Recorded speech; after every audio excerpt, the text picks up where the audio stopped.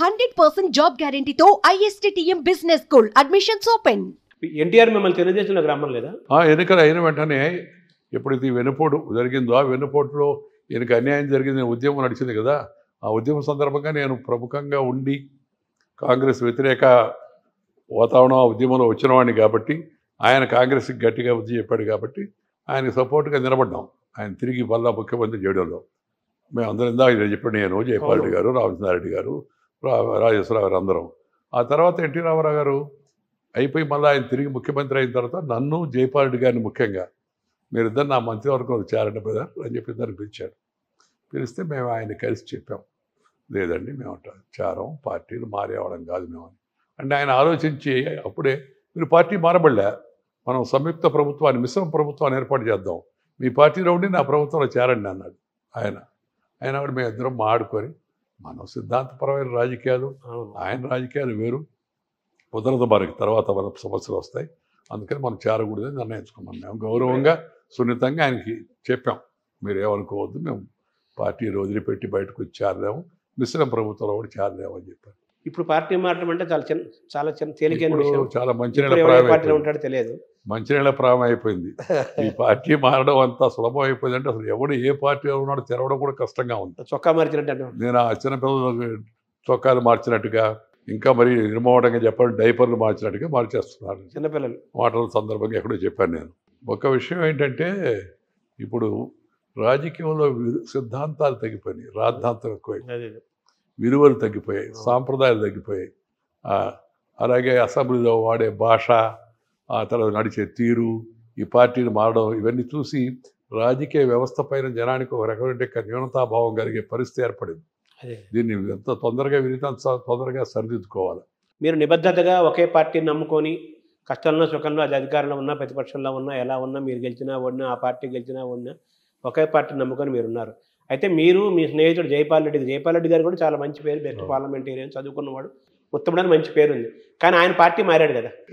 ఆయన నేను వ్యాఖ్యానించదలుచుకోవాలి, ఎందుకంటే నాకు జైపాల్ రెడ్డి చాలా గౌరవం. అదే చాలా అత్యంత తెలివితేటలు కలిగిన వాడు, నాకన్నా కూడా ఎక్కువ తెలివితేటలు కలిగిన వాడు వాస్తవంగా చెప్పాలంటే. ఆయన ఇప్పుడు లేడని కాదు, ఆయన ఉన్నప్పుడే చెప్తుండేవాడు నేను సభల్లో కూడా అంటున్నాడు. కొంతమంది బీజేపీ వాళ్ళు మన పార్టీ ఆయన కాకుండా ఆయన పార్టీ ఆయన్ని మీరు ఎందుకు ఆయన పొగుడుతున్నారు మీటింగ్లు అంటే, గొప్పవాడే ఆయన అని చెప్పి అనేవాడిని నేను. కానీ ఆయనకున్న పరిస్థితుల వల్ల ఆయన చేరాడు. దానివల్ల కొంత ఆయనకి ప్రతిష్ట కూడా కొంత దెబ్బతగింది. మీ ఇద్దరు ఎక్కడ చూసినా జంట కవులాగా మీరే ఉండేవాడు అసెంబ్లీలో, పార్లమెంట్లో.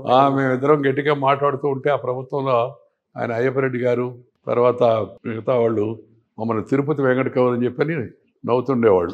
ఒకరోజు అసెంబ్లీకి గట్టిగా విమర్శిస్తే అంజయ్య గారు మాట్లాడుతూ సమాధానం చెప్పాల్సి ఉంటే లేకుండా ఉన్నాడు.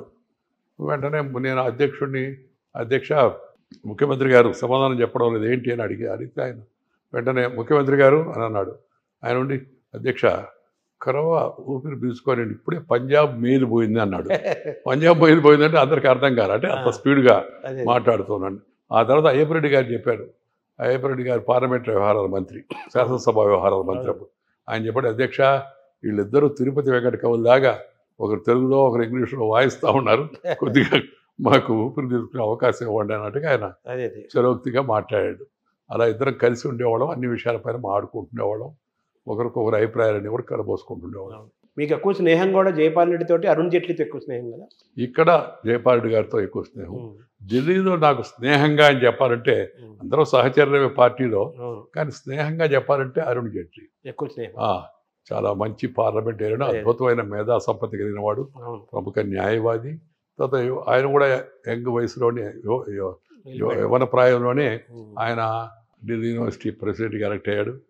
ఆ తర్వాత అక్కడి నుంచి మంత్రిగా, ఎంపీగా, మంత్రిగా ఎలక్ట్ అయిన తర్వాత మంచి పార్లమెంటేరియన్గా పేరు తెచ్చుకున్నాడు. ఆయన న్యాయవాదిగా ఎంత పేరు వచ్చిందో పార్లమెంటేరియన్ కూడా అంత మంచి పేరు. తర్వాత మంత్రి అయి మంచి పరిపాలన అధ్యక్షుడిగా పేరు తెచ్చుకున్నాడు. రాష్ట్రం నుంచి కేంద్రానికి వెళ్ళారు మీరు, మామూలుగా సరే అన్నీ కూడా రాజ్యసభ ద్వారానే మీరు ఎంపీ అయ్యారు, అలాగే మంత్రి కూడా అయ్యారు కదా. సో కేంద్రం మిమ్మల్ని ఎలా చూడాలనుకుంది? యాక్చువల్గా కేంద్రం అంటే మీ అధిష్టానం అంటే వాజ్పేయి, అద్వానీ వాళ్ళిద్దరే కదా, వాళ్ళే కదా పార్టీ. అప్పుడు వాళ్ళిద్దరు నాయకులు, వాళ్ళ నిర్ణయం అంటే ఒకటేమైందంటే మీరు గమనించాల్సింది, ఒకటి ఉత్తరాదిలో ఉన్నంత బలంగా, పశ్చిమాన ఉన్నంత బలంగా బీజేపీ దక్షిణాదిలో లేదు. ఎవరైనా నిలబడి గెలవడానికి. ఒకటి.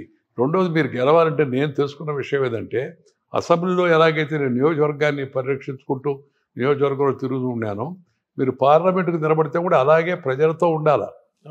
ఒకవైపు జాతీయ రాజకీయాలు అక్కడ దాంట్లో పూర్తిగా తలమునకలై ఉండి ఇంకో పక్క నియోజకవర్గం చూసుకోవడం సాధ్యమయ్యే పని కాదు.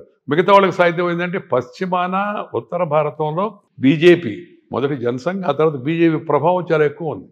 మీరు చూడండి, చాలామంది గెలిచారు ఆ మధ్య. వాళ్ళకి అంత గుర్తింపు లేని కూడా గెలిచారు పార్టీని చూసి. ఇక్కడ పార్టీని చూసే ఓటేసే కన్నా దక్షిణాదిలో వ్యక్తిని చూసి ఆ నాయకత్వాన్ని గమనించి ఓటేసే అంటే అలవాటు ఎక్కువగా ఉంది. అందుకని నేను గమనించాను.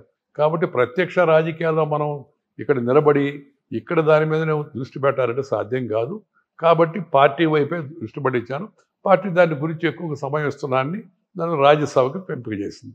4 సార్లు రాజ్యసభకి, కర్ణాటక నుంచి 3 సార్లు, ఒకసారి రాజస్థాన్ నుంచి, అంటే ఇతర ప్రాంతాల నుంచి కూడా నేను పార్టీకి చేస్తున్న కృషిని దృష్టిలో పెట్టుకొని పార్టీ నాయకత్వం ఈ 4 పర్యాయాలు నాకు అవకాశం కల్పించింది. అంటే మీరు ప్రజల మధ్య తిరిగే వ్యక్తి మొదటి నుంచి కూడా అసెంబ్లీ, పార్లమెంటు, లేకపోతే ప్రజలు కదా, మీరు ఎప్పుడు కూడా ప్రజల మధ్య ఉంటారు కదా. డైరెక్ట్ ఎలక్షన్లు నిల్చోకపోయినా రాజ్యసభ ద్వారా ఎంపికైనప్పటికీ కూడా మీరు ప్రజల మధ్యలో ఉండడానికి ప్రయత్నం చేసేవాళ్ళు కదా, ఎక్కువ తిరిగారు కదా బాగా. పార్లమెంటరీ ప్రజాస్వామ్య వ్యవస్థలో రాజ్యసభ, లోక్సభ ఇవి 2 కూడా చట్టసభలు. అందువల్ల పెద్దగా దాన్ని బయట జనం అంత తేడాగా చూడరు. కానీ నేను ఎక్కువ సమయం పార్టీ కోసమే కేటాయించేవాడిని. నియోజకవర్గం కన్నా పార్టీ కోసం ఎక్కువ కేటాయించేవాడిని క్రమేపీ. అందువల్ల పార్టీ కూడా నాకు మొదట్లో పార్లమెంట్కి కూడా పోవాలని ఆసక్తి లేదు. అద్వానీ గారికి కూడా చెప్పాను, నేను పార్టీ అధ్యక్షుడిగా ఉన్నాను కదా, తిరుగుతున్నాను కదా, జనరల్ సెక్రటరీగా ఉన్నాను, తిరుగుతాను, ఆ భాగం దేశం అంతా అందరు కార్యకర్తలంతా సంతోషపడుతున్నారు, పల్లెకి వస్తున్నాను, పల్లెటూరులో రాత్రిపూట నిద్రపోతున్నాను, నైట్ హాల్ట్. నాయకులు మామూలుగా వచ్చే సమావేశాలు మాట్లాడి వెళ్ళిపోతారు, జిల్లా కేంద్రంలో బస్సు చేస్తారు. నేను అటు కాకుండా తాలూకా కేంద్రంలో, నియోజకవర్గ కేంద్రంలో పడుకునేవాడిని, అందరితో కలిసేవాడిని. అది నాకు ఉదయగిరి నుంచి వచ్చినట్టు అలవాటు. అంటే అప్పుడు చెప్పాను నేను అద్వానీ గారితో, మళ్ళీ ఈ ఎలక్షన్లో నిలబడడం, ఈ ఎంపీ ఇవన్నీ ఎందుకంటే ఆయన అన్నాడు, లేదు పార్లమెంట్లో ఉంటే అక్కడ దేశంలో ఏం జరుగుతుంది, రాజకీయ వ్యవస్థలో చట్టాలు ఎలాంటివి వస్తున్నాయి, ఇలాంటి విషయాలపైన మరింత అవగాహన కలుగుతుంది, గుర్తింపు కూడా వస్తుంది, అందుకని నువ్వు రాజ్యసభకు వెళ్ళు అన్నాడు. మొదట రాజ్యసభ అంటే నాకు అంత ఆసక్తి లేదు, లేకుండా ఉండే.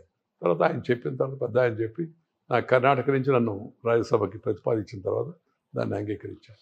మీరు విస్తృతంగా తిరిగారు కదా దేశమంతా. నా బలమే అది, అదే విస్తృతంగా తిరగడం, జన సంపర్కం, జనంతో కలిసి ఉండడం, అదే నాకు ఇష్టమైన పని కూడా. రాజకీయాలు నాకు అత్యంత ఇష్టమైన పని ఏంటంటే ఈ పదవుల కన్నా ఆ పదవుల్లో నుంచి పార్టీని కింద స్థాయికి తీసుకెళ్ళడం, జనంతో.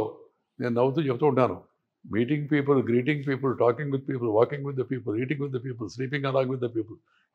That is my favourite pass time. Suman టీవీలో మీ పర్సనల్ అండ్ బిజినెస్ ప్రమోషన్స్ కోసం కింది నెంబర్కి కాంటాక్ట్ చేయండి.